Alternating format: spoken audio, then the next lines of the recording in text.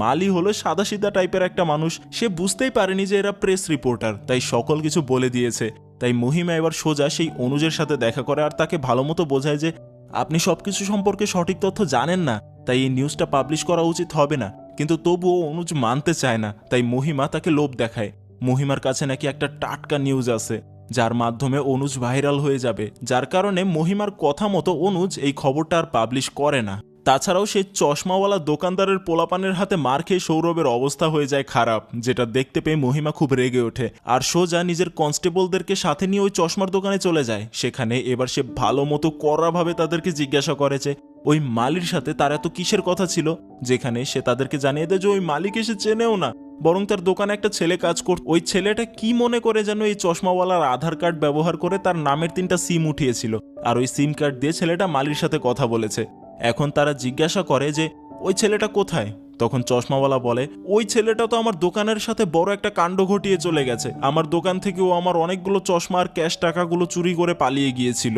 যেখানে মহিমা এবার তার দোকানের সিসিটিভি ক্যামেরা চেক করে, যেখানে সে ওই ছেলে আর ছেলেটার বন্ধুদেরকে একটা ন্যানো গাড়িতে করে পালাতে দেখে। তাই তারা এবার ওই গাড়ির নম্বর প্লেট অনুযায়ী গাড়ির খোঁজ করলে জানতে পারে ওই গাড়িটাও নাকি 10 দিন আগে চুরি হয়ে গিয়েছিল।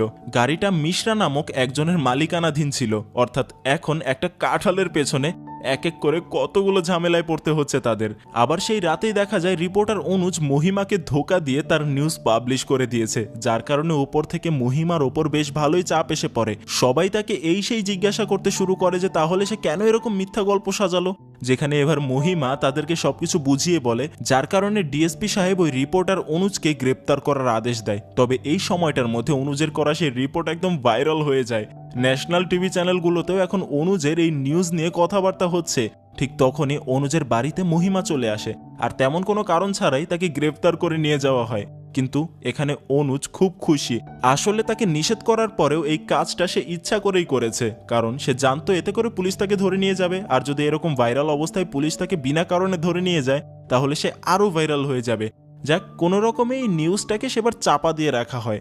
এরপর মহিমা সেই মালির মেয়ের সূত্র ধরে এবার সেই ছেলেগুলোকে খুঁজতে শুরু করে, যারা প্রথমত সেই চশমাওয়ালার দোকানে ভাঙচুর করেছে, আর দ্বিতীয়ত খুব সম্ভবত এরাই আমিয়াকে কিডন্যাপ করেছে, কারণ সেই পানওয়ালার কথা অনুযায়ী আমিয়া 4 দিন আগে কিডন্যাপের আগ মুহূর্তে একদল এরকমই চশমাওয়ালা ছেলেদের সাথে কথা বলেছিল।